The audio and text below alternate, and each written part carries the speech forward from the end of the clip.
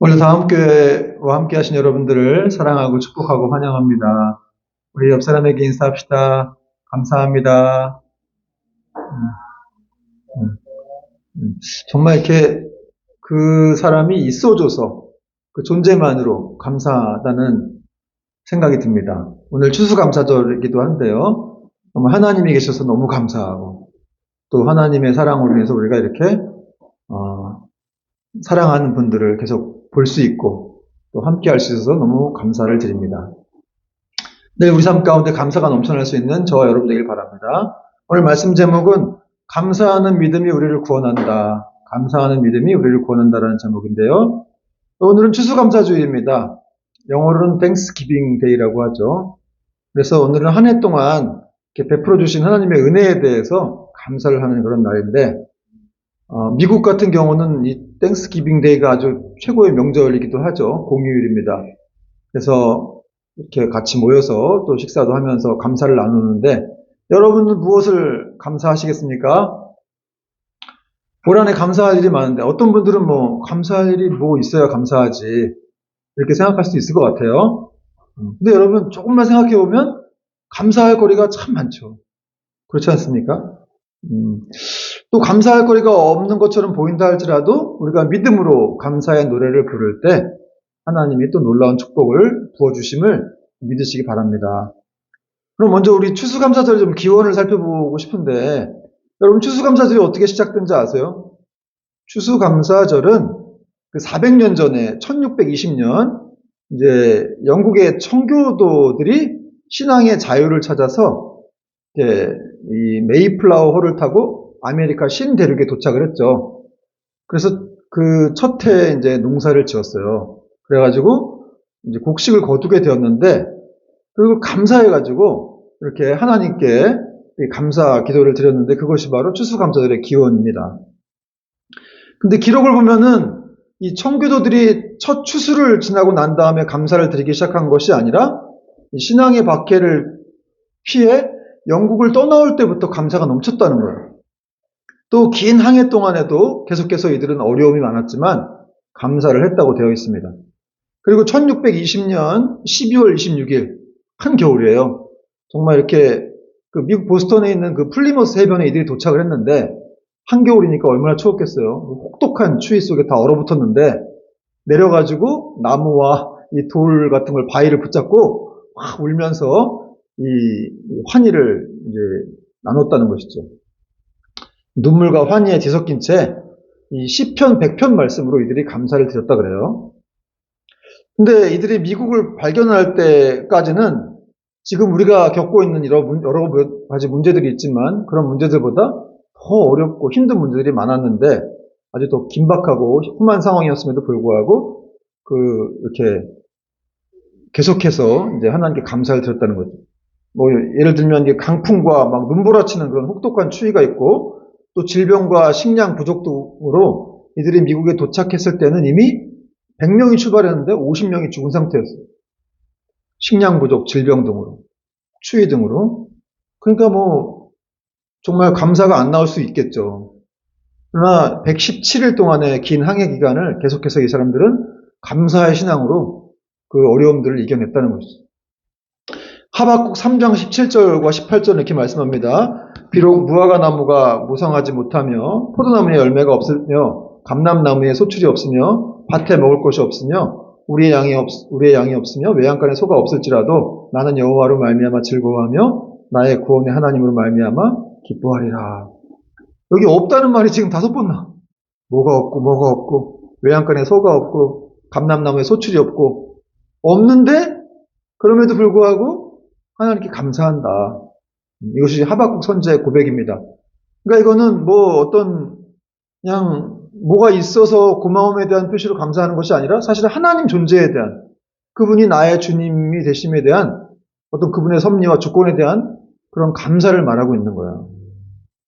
그러니까 성경이 말하는 감사는 정말 이렇게 단순히 받은 것에 대한 고마움에 대한 표시가 아니라 사실은 하나님이 우리의 주님이 되시고 나의 구원자라고 하는 사실에 대해서 감사해야 된다라고 말씀하고 있는 거죠.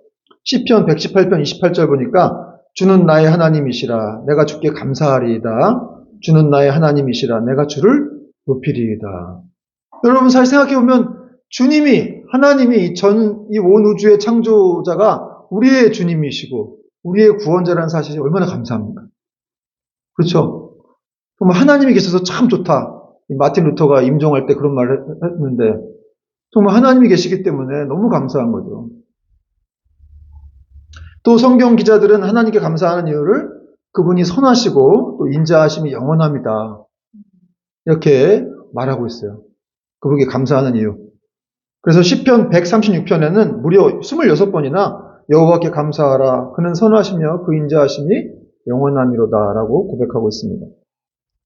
그러니까 한마디로 신실한 이스라엘 백성들은 이 감사의 신앙으로 고난을 이겨냈다는 것이죠.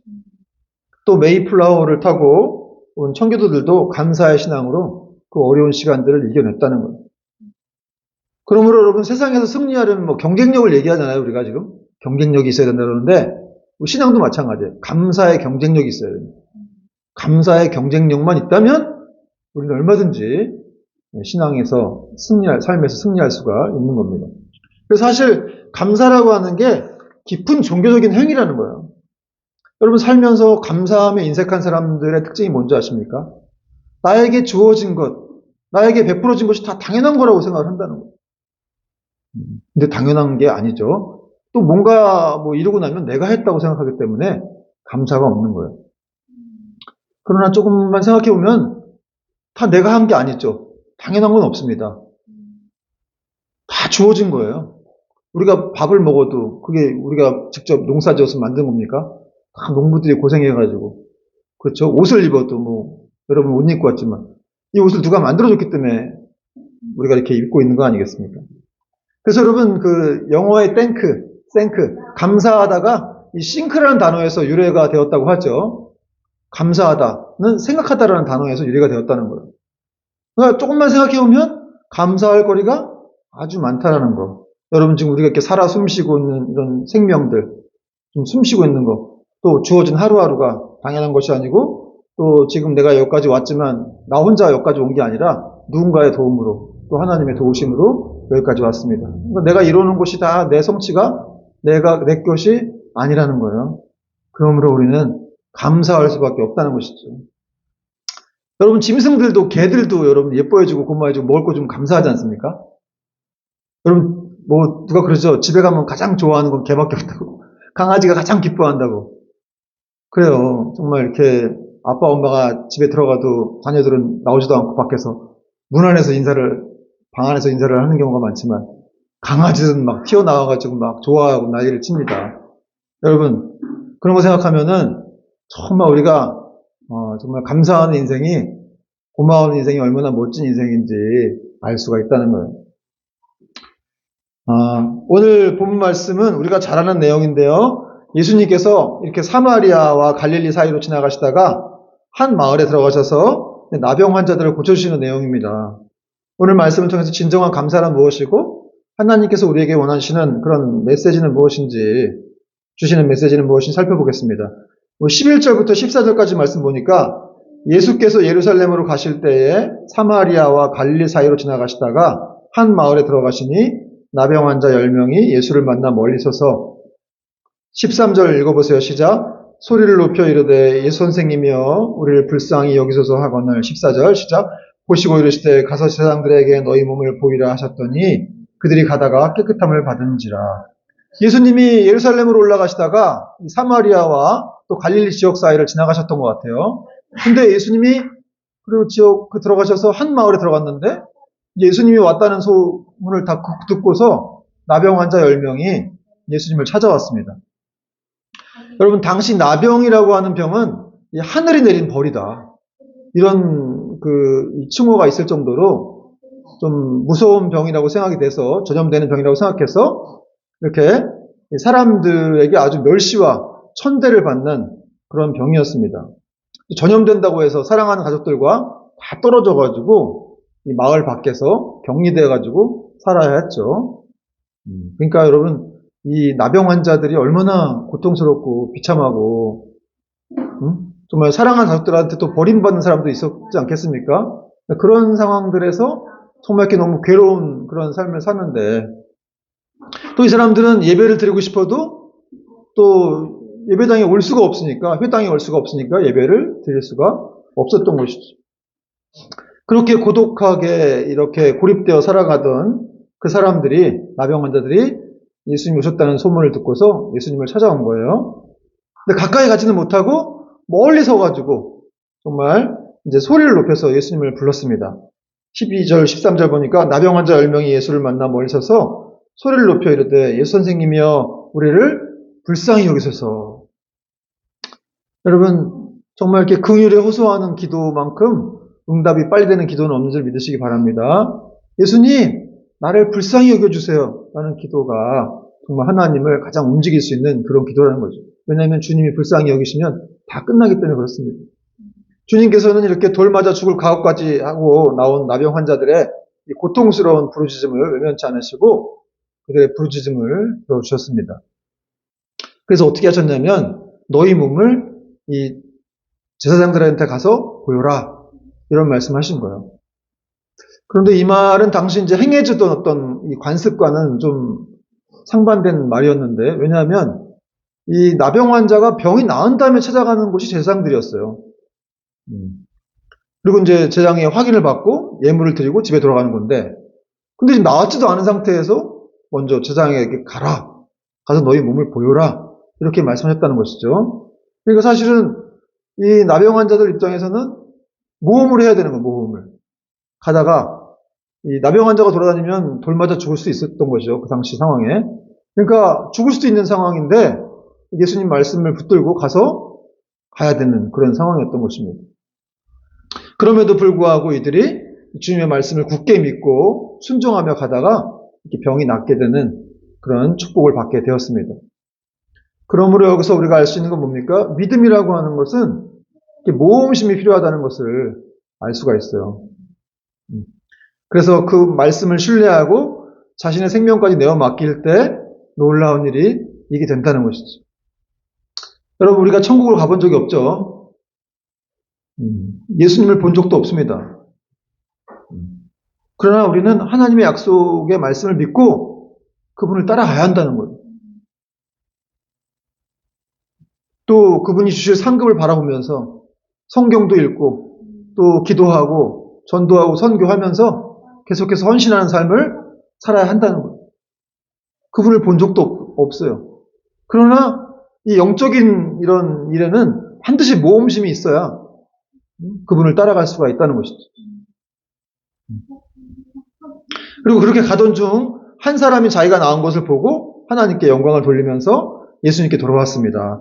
우리 15절과 16절 같이 한번 말씀 읽어볼게요. 그 중에 한 사람이 자기가 낳은 것을 보고 큰 소리로 하나님께 영광을 돌리며 돌아와 예수의 발 아래 엎드려 감사하니 그는 사마리아 사람이라. 깊은 환희와 감격 가운데 감사를 표하러 다시 돌아온 사람은 바로 사마리아 사람이었습니다. 그리고 주님은 이 사랑의 감사를 하나님께 영광을 돌린 것이라고 칭찬하셨어요.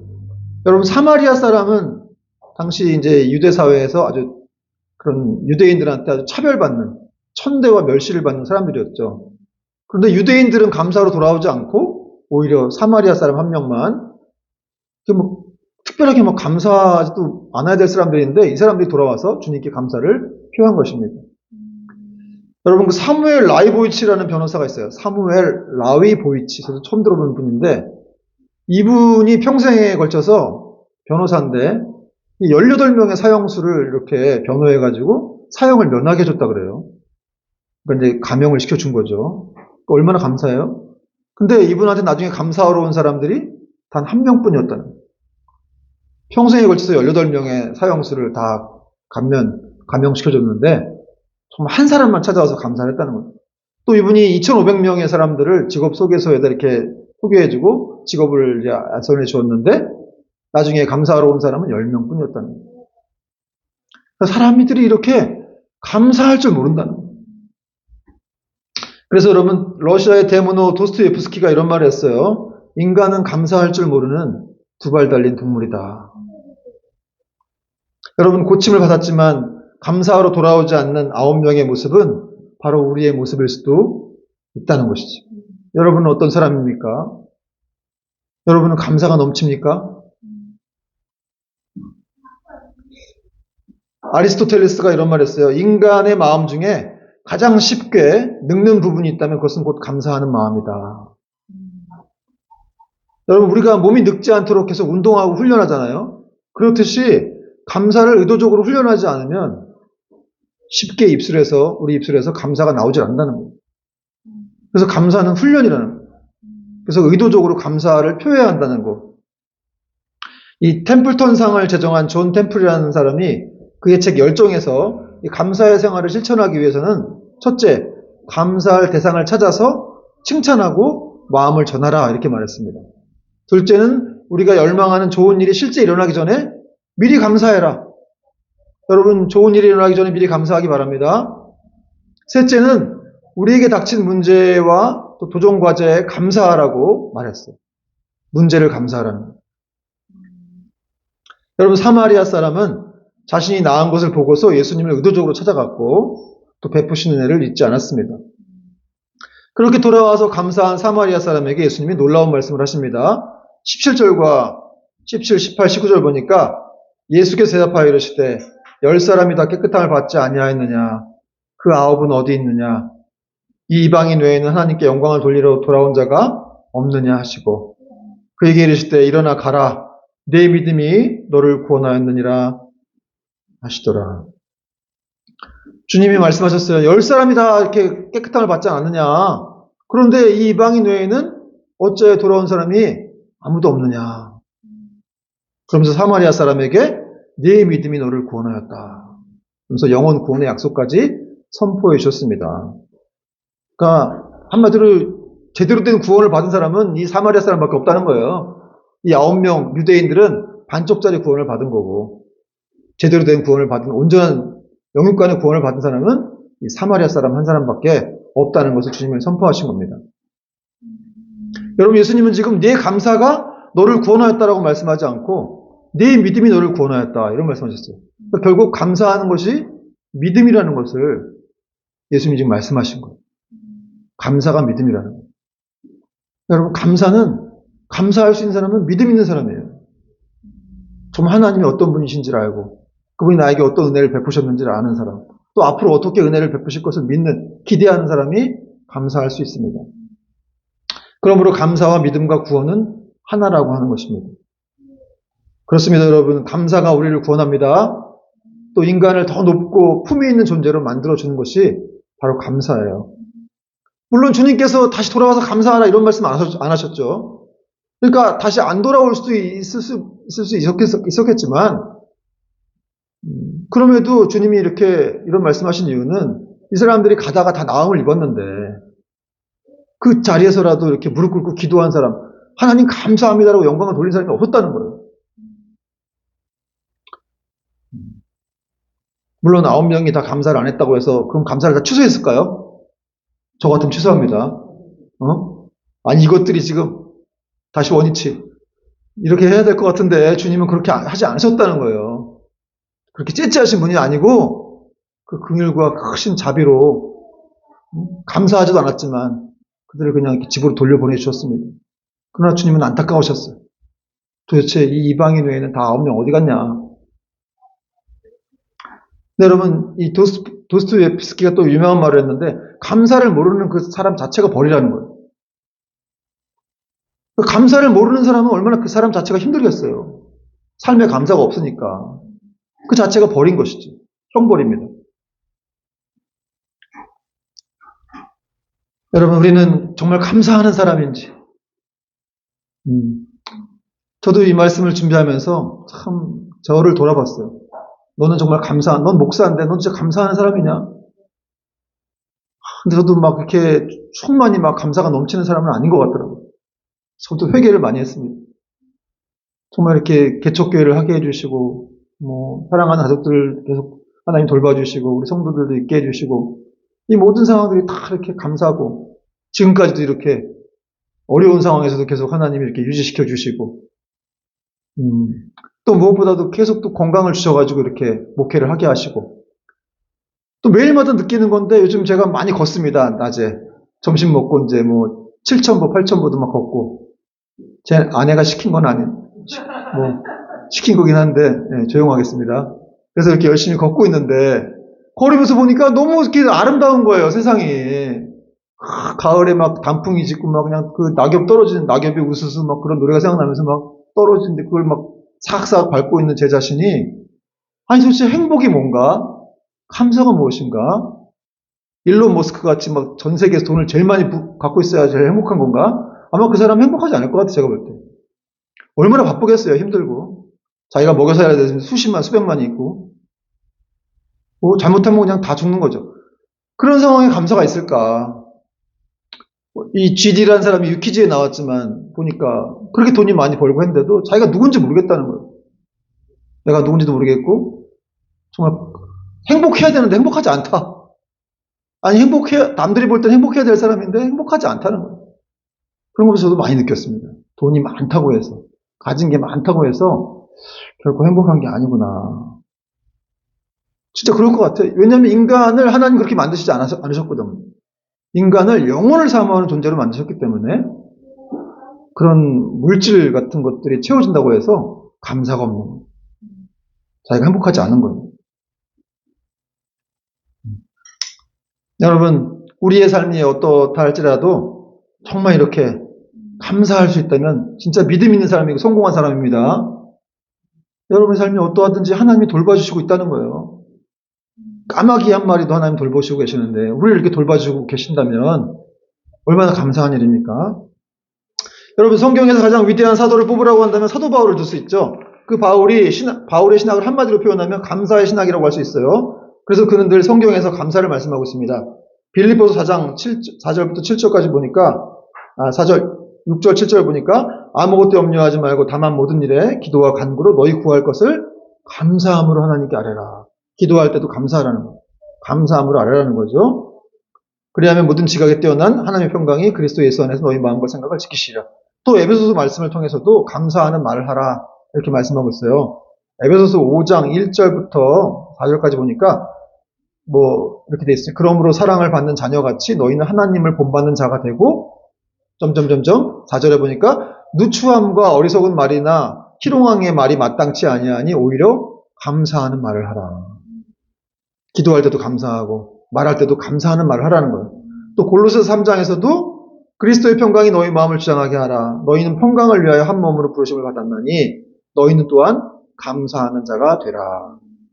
그리스도의 말씀이 너희 속에 풍성히 거하여 모든 지혜로 피차 가르치며 권면하고 시와 찬송과 신령한 노래를 부르며 감사하는 마음으로 하나님을 찬양하고 또 무엇을 하든지 말에나 일에나 다 주 예수의 이름으로 하고 그를 힘입어 하나님 아버지께 감사하라.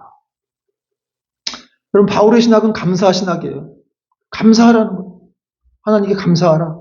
다 모든 것이 은혜다. 여러분 오늘날 이 시대는 감사가 고갈되고 메마른 시대예요.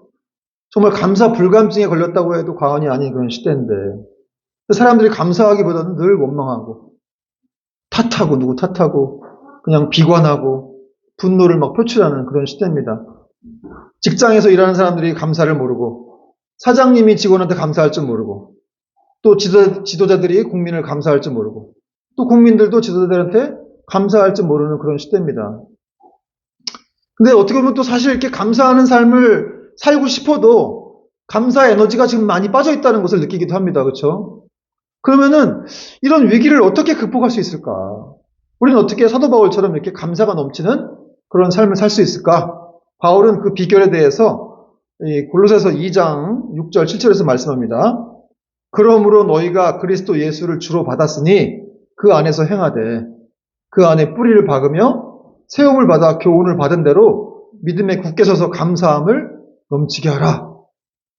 여러분 오늘 바울이 이렇게 말하고 있어요. 너희가 지금 예수님을 주로 받았습니다. 당신들이 지금 예수님을 영접했으니까 그 안에서 뿌리를 받고 또 세움을 받아서 믿음에 굳게 서서 감사함을 넘치게 하라고 말씀하고 있어요. 그렇게 넘치게 하라는 네 가지 권면을 말하고 있는데 사실 이 네 가지 권면이 다 이렇게 원문을 보면 수동태로 되어 있어요. 수동태. 결국 하나님이 역사하셔야만 이렇게 된다는 거예요. 그런데 그 중에 이렇게 뿌리를 박으며 세움을 받아는 현재 완료형 시제로 되어 있는 거예요. 이게 무슨 말이냐면 이미 우리가 예수를 믿었기 때문에, 그분을 영접했기 때문에 그분 안에 뿌리가 박혀 있다는 거죠. 그래서 그 상태를 계속 유지해야 된다. 그럼 유지하려면 어떻게 유지를 해야 되겠습니까? 뭐가 공급이 돼야 될 거 아니에요. 그분의 충만한, 그리스도의 충만한 삶의 생수가 우리한테 공급해 들어올 때 우리가 감사함이 넘치는 삶을 살 수가 있다는 거예요. 계속해서 그분의 말씀과 그분의 어떤 성령의 역사들, 은혜들이 우리 안에 채워져야 돼요. 그러니까 여러분, 결국 그리스도에게 붙어 있어라. 주님만 바라봐라. 말씀 안에서 그분을 만나라. 기도해라. 그리고 그런 말을 하고 있는 거예요, 바울이. 너희가 이미 그리스도 안에 뿌리가 박혀 있다는 거예요. 이것만 해도 감사하죠, 사실은. 너무너무 감사합니다. 그러니까 우리 잘못될 수가 없어요, 사실은. 주 안에 있기 때문에. 그런데 그 감사함이 왜 안 나오냐면 계속해서 그분으로부터 공급을 받아야 한다는 거예요.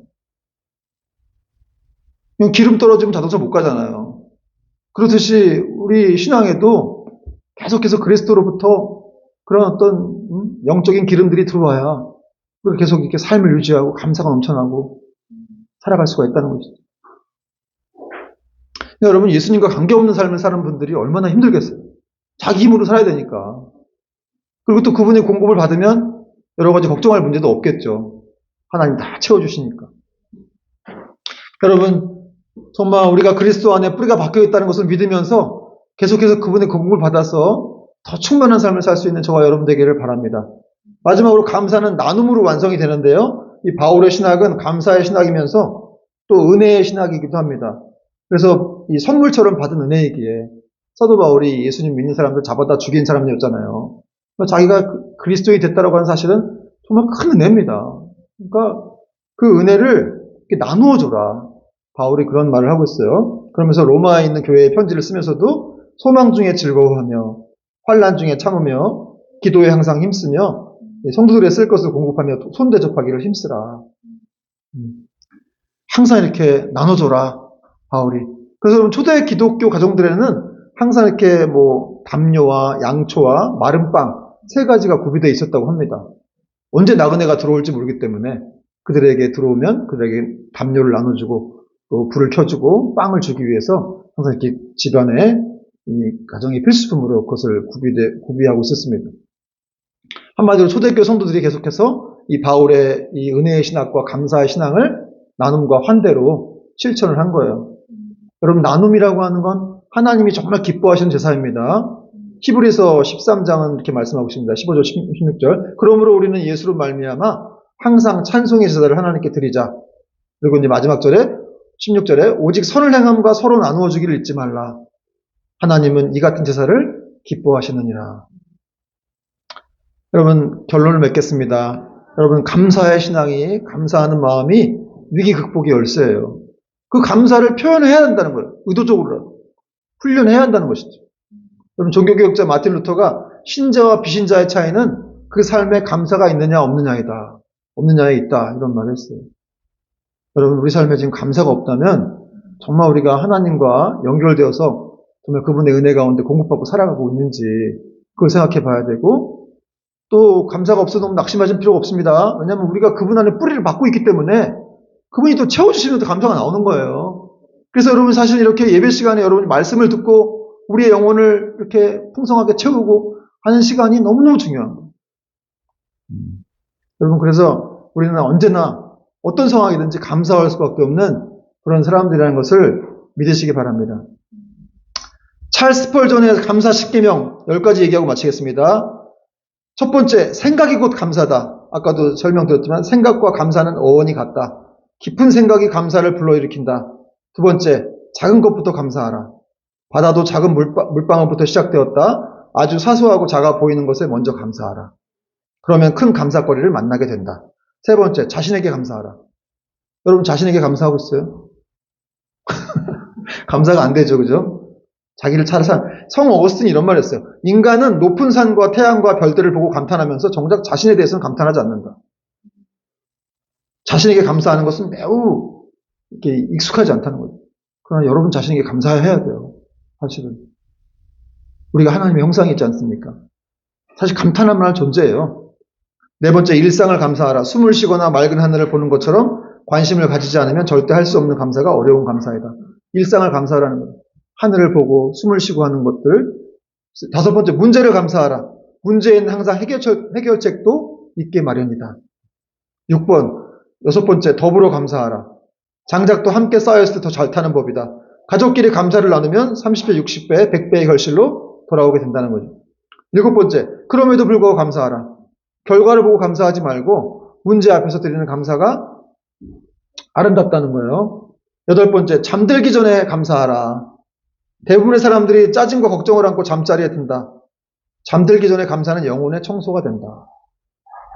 잠들기 전에도 꼭 감사 기도를 하시면 정말 좋습니다. 아홉 번째, 감사의 능력을 믿고 감사하라. 감사에는 메아리 효과가 있다는 것이죠. 감사하면 감사한 대로 이루어진다. 마지막 열 번째입니다. 모든 것에 감사하라. 찰스 스펀전이 모든 것에 감사하라고 했어요. 당신의 삶에서 은혜와 감사가 아닌 것은 단 한 가지도 없다. 별빛에 감사하는 자에게 달빛을 주시고, 달빛에 감사하는 자에게 햇빛을 주시고, 햇빛에 감사하는 자에게 영원히 지지 않는 주님의 은혜의 빛을 주신다. 여러분, 오늘 예수님께서 물으십니다. 그 아홉은 어디 있느냐? 여러분, 감사를 잃어버린 그 9명이 되지 말고 정말 돌아와서 주님께 감사합니다. 하나님 너무 감사해요. 사랑합니다라고 고백할 수 있는 이런 사마리아인과 같은 믿음을 가진 저와 여러분이 될 수 있기를, 그래서 구원의 은혜를 받을 수 있는 그런 영광이 있기를 주님의 이름으로 축원을 드립니다. 아멘.